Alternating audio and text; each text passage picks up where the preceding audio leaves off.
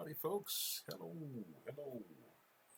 Well, you're going to say, hey, you skipped a day. Well, actually, I didn't. And yes, today is the 1st of July, and happy July, and happy 4th for all those who, we're all celebrating the 4th more or less. Anyways, but the reason that I say I did not skip a day is because I did do a video yesterday. And I'll prove it to you because here's, well, I don't know if this will prove it. Maybe they will, maybe it won't. But if you notice from where I was before on this scene, let me just make sure this is on. Looks like it's on. Yes, it is. Uh, what happened was I I did an entire scene. I did an entire video yesterday, and I did not have my microphone on. And it wasn't until I got done and I was ready to upload it that I suddenly played it and I realized, oh no, the microphone wasn't on. And the way I'm proving that I did something is that you can probably tell from looking at this that more was done from the last time that you didn't get to see me do. I think I had just started to paint the shirt, and now it's completely painted, and of course the collar is painted, everything, that's all done. So I apologize for not doing this. I could have done another video, but it still wouldn't have explained how all this stuff got done. This was all done yesterday while my mic was off. So anyways, I've made sure that my mic is on. Also, another thing I mentioned yesterday that you wouldn't know now because I'm not uploading the video that doesn't have sound, was that I realized that I haven't been on my mic enough. And sometimes I'm talking and I know you might not be hearing me very well. And so that's my bad. So I'm going to try my best not to do that so that you can hear me talking, because it kind of defeats the point if you can't hear me, explaining stuff. Well, anyways, so one of the things that I'll mention about what I did yesterday that I think you would have been interested in seeing was that, how normally when I do fill in color in big areas, I'll do the edges underneath, like I'll paint underneath the line, do the edges, and then I'll fill it in with a paint bucket. Well, what I did yesterday was I just went to, over here at the bottom here, there's something that's this little set here which allows you to either fill in in the front, fill in behind, which is what I generally do, or fill in inside. And you can use the paint bucket to do that. And I did. And what it did was it helped me to get the shirt painted quicker. In other words, I clicked on it and paint bucket dumped the red in, and it actually covered most of the area. I had to go back in with another brush to kind of finish off some areas, but it was a lot faster. So it got me through painting the shirt a lot quicker than I would have if I had just been doing it, the way I was doing it before. So that you didn't get to see. But yeah, that's the reason why I didn't do a video yesterday. I did do a video yesterday, but if I had uploaded it, none of you would have been able to hear me talk, and that would have completely defeated the point. So that's the first time I've done that. I don't plan on doing that again. All right, so we are here, and basically we have everything done as far as the color goes. So that's good. One of the things that I wanted to do, what I want to do is I want to pick not a background, but I want to put a background behind here, I believe, because I think a background will also show up anything that's missing in the painting. Because sometimes, when you're painting something, it isn't until you put a background behind the character that you kind of know if something's there. I would say I have the choice of putting the background, or I could put a color, there. That would also work. Well, so let's see. I'm going to stop this, and I'm going to go into my, I think I might have something that I could put behind the character, so I'm going to go into my document folder here and see if I can find something. Let's see.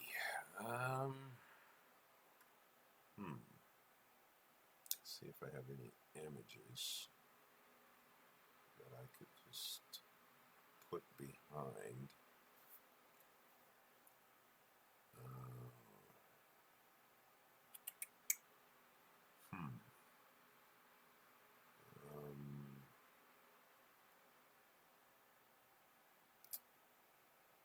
It doesn't look like, let's see, files.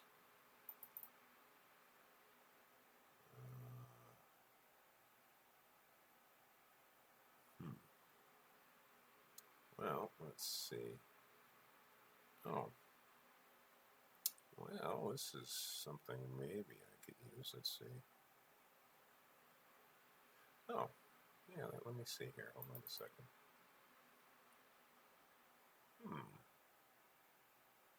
Well, that's an idea. Let's see. All right, well, let's see here. So, okay, what I'm going to do here is, let's see. All right, so I don't know if, well, let me see here. Let me minimize this a little bit. I don't know if you're not seeing this, I don't think. So what I'm going to do is, well, let's see. I'll pull this over here. Now you can see it. This is my document folder.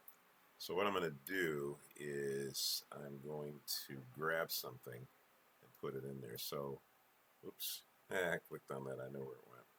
All right, so let's see. Import image. Okay. So let's see. I gotta find that again. So I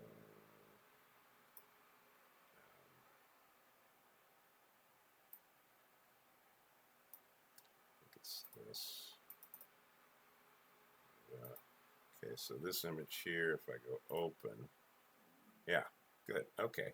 Perfect. Oh, you know what? I need to. Well, let's see. What did I do? Should I do with that? No, let's see. Let me go backwards on that. Okay. I want to put it in the background. That's where I want to put it. So let's see. Yeah, I think that's right. All right, so I'm going to go boom. Okay.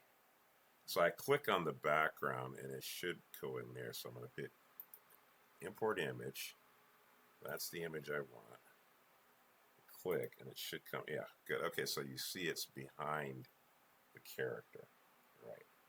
All right, so then I'm going to extend this.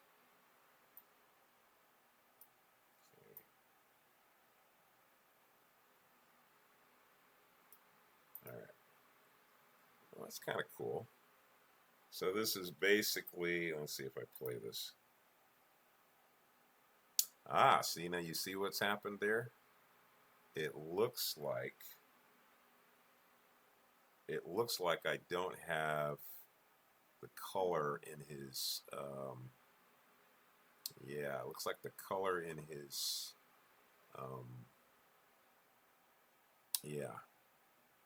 Well, that's good, because see, this is what I meant about putting the background behind the character.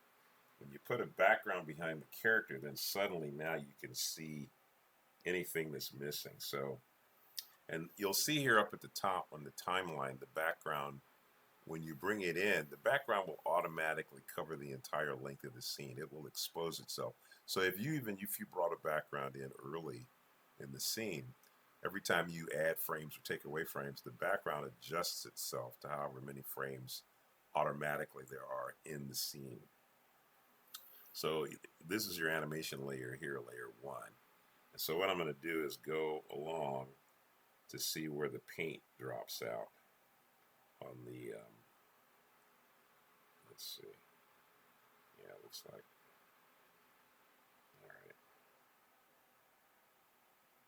Looks like we dropped out paint there.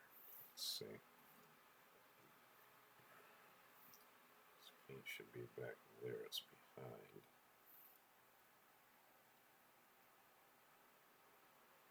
Okay. So see, now you see it goes to the color. That's because it's not painted. So this is where I'll go in and see and paint it. And I can paint behind, and I can just swath it in because everything, whenever you paint behind, it's always going to paint completely behind. Now I should be able to drop some paint in here. Let's see, let's try that. Yeah, that's working. Okay, that's even faster. And that's what I was doing yesterday with the red sweater. I was just dropping it in like this. So you can see how much faster that is. I think I was also mentioning something about this is another reason why why you might like to do a cleanup line, because the cleanup line will automatically, you're sort of automatically suggesting with the cleanup line that the paint bucket's going to work better, with a cleanup line, and it does. But a lot of it depends on how you draw. See, like I draw fairly clean when I animate. Well, tight. I pretty much try to nail it, and that saves me a lot of time because I'm just looking to like, what can I do to make my life easier? So if I don't have to do a lot of extra work, then that's what I'm gonna do. I'm gonna look for I'm going to take the path of least resistance, because animation is already labor intensive enough. So, I'm not looking to make my life any harder than it already is. I want the job of animation to be, well, I want to put the hard work where I need to put it.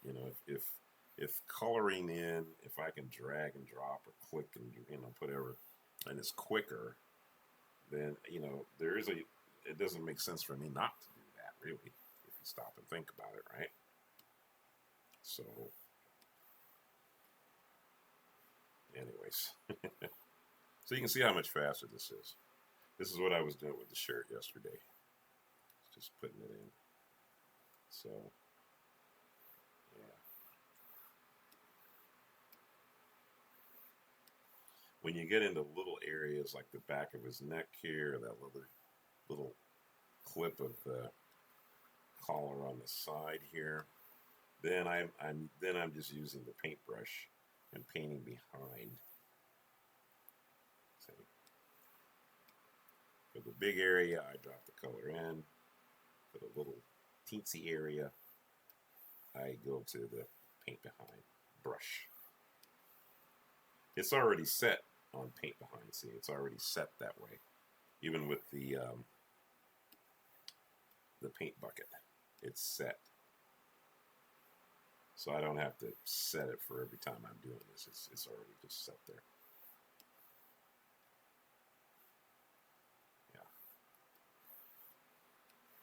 Yeah.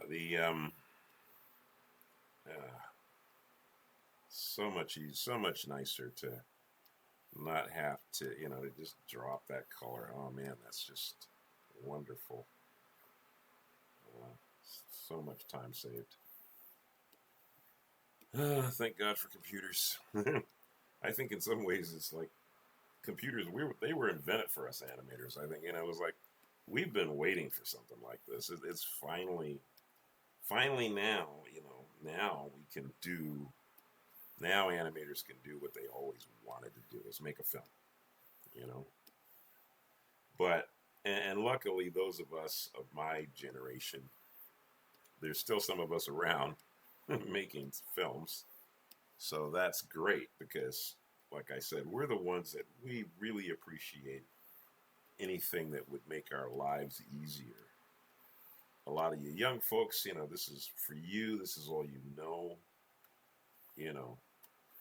And I'm not saying that it's not fun and easy for you, but you didn't have to go through what we went through, so there's no comparison. It's like you can't you're not going to have the same appreciation for it because you just not, okay, because you just not.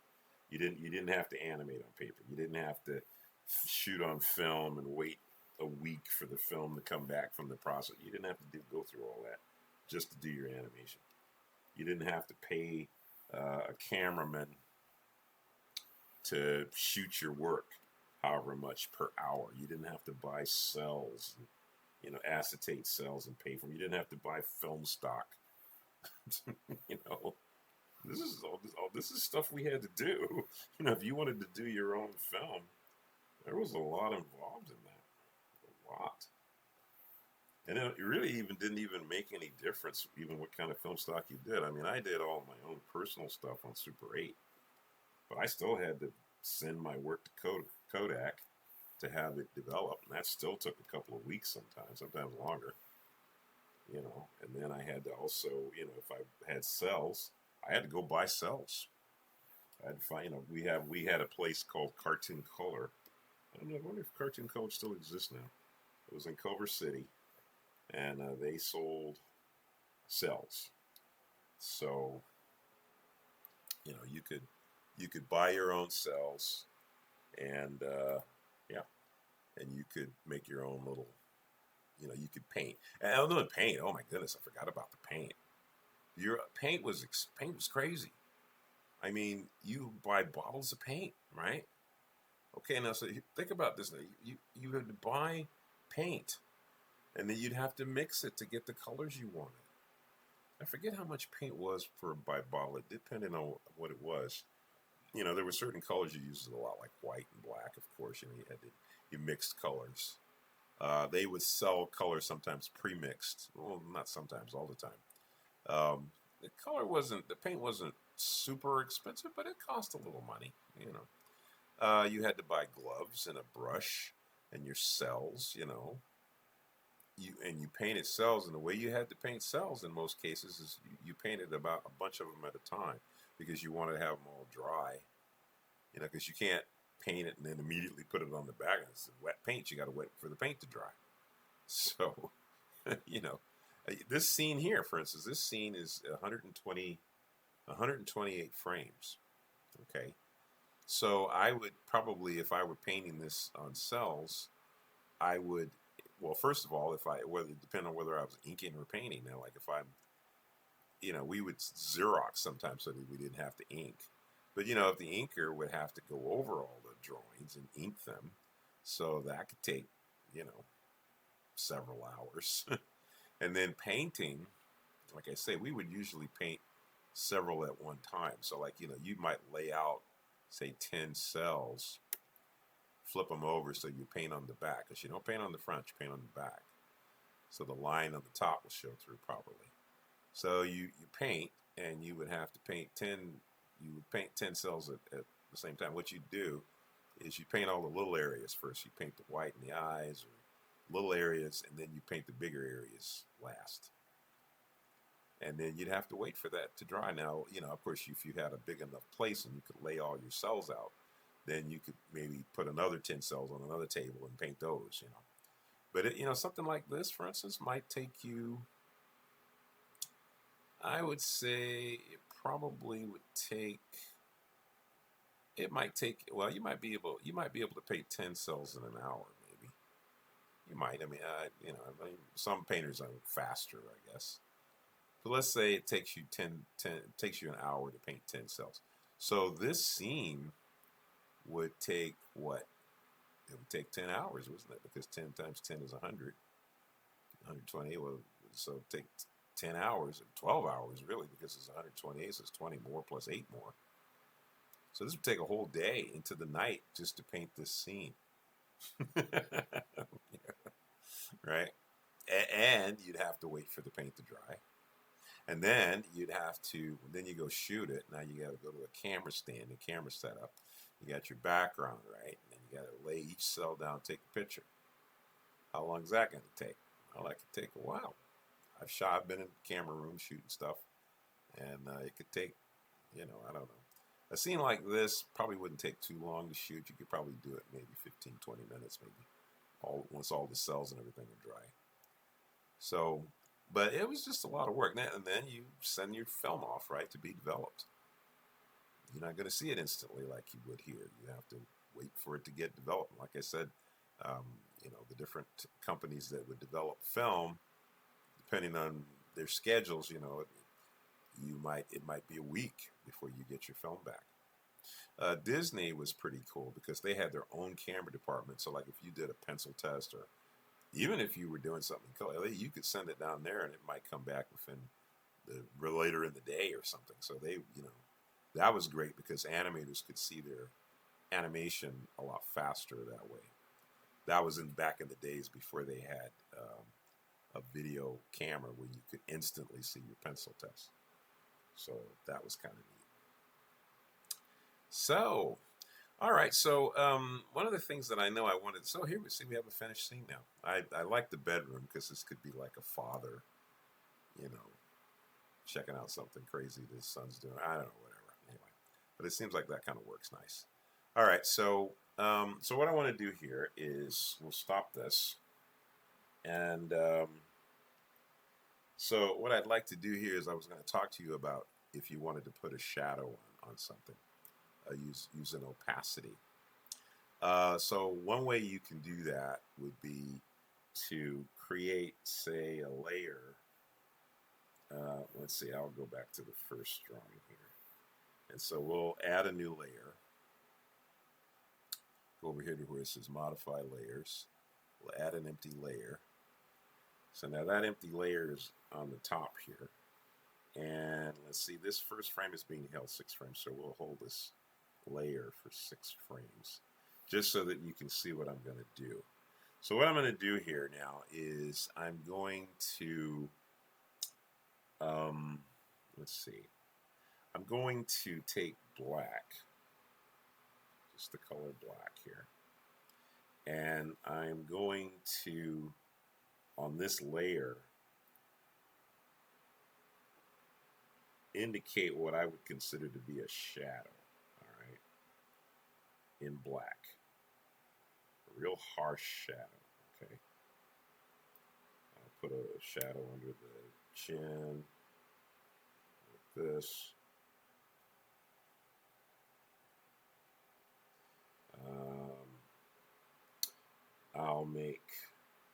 I'll put this in the shadow. So like I'll say all of this in here could be in a shadow. It's black, complete black. You might say, why are you doing that? I'll show you in a minute. So all this is black, like that. Okay. Maybe even underneath the hair, black. Okay. Maybe a little bit on the ear. Top of the ear might cast a shadow a little bit. Okay. Everywhere I think I would want to have a real strong shadow. All right. Now what I'm going to do is I'm going to do an opacity change. So if you come up here on this layer, this is where your shadow is, you'll see it says 100%. Now if I touch on this and I pull it down to say like 30%, 45%, look at what it does. It turns that black into a shadow. See that? Let me play with it a little bit here so you can see what's going on. See, it's a little darker, a little. So the more I change the opacity, the more of a shadow. See, so now it looks like that's at 28%. So that's a very effective shadow, you see. Now you'd have to do that for every drawing, obviously. So, that's that's the bad news. But you can see that that would be a really nice way to create a shadow that would look very effective. And I'll bring this up to full size here. So maybe you can see that a little better, see? So that shadow, you make the shadow work by opacity, changing the opacity from 100%, usually down to around 30% or less, depending on how much of a shadow you want. The more you want it, let's say if you took it up to 30, 40%, that's what it's going to be. You know. But it's nice because you're looking through the black at the color, and it gives a more natural kind of shadow. So that would be a good way if you decided that you wanted to do shadows. That would be a really cool way to do it. All right. So I'm not going to stick with the shadow. I'm going to get rid of this. Let's see. I think I'll delete. Let's see. Delete layer. Okay. Right. Okay. So, all right. So now what I'm going to do, of course, is just export it as a movie so I could play it. So the way I do that is I go up here. So I'll save this first. Say save. And then, let's see, export as an MP4 video. So I'll just click on this and say save. And boom. And so it's now a movie. It's probably, let's see, I might have gone into that. Let's see if it went into that. Oh yeah, there it is.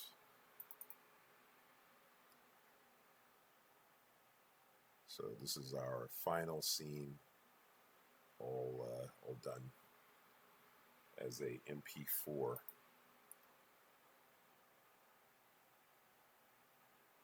right. Well, hey, that was fun, huh? Well, thanks for joining me on this little animation excursion. I'll be doing more of these. Yeah, thanks for joining me. I hope this was helpful to someone out yonder in animation land. And thankfully, I do have my, yeah, it's on. Yeah, everything should be fine. So I'll be uploading this. Anyways, all right, folks. Well, have a great rest of the day. I'll either go back to my fun sketching starting tomorrow, or I might start a new animation scene. I haven't decided yet. Anyways, so now see, here's the thing: if you're making a film, I might even get into explaining something about that. I haven't really decided on that either. But if you are, say, making your own film, you know, then we can talk about that. We might talk about that as well, because you would want to plan out what you want to do before you start animating. But this took, let's see, I believe if I recall, I think this took about, I think it was about 3 weeks, I think, wasn't it? We worked on this. I don't remember. Anyways, it doesn't necessarily take that long. You know, these were 30-minute, roughly 30-minute shots. You know, but you know, if you're making your own film, just be aware that, you know, you need to set the time aside that you need to set aside to do the scenes, and all the scenes are going to be different lengths. Obviously, you know, this is a relatively short scene actually. So maybe in the future, or maybe I'll do something a little more ambitious. We'll see how it goes. All right, folks, what's our time on this? We're just under 30 minutes. All right. Well, look, hey, have a great day. See you guys tomorrow. Don't forget, Jesus is Lord.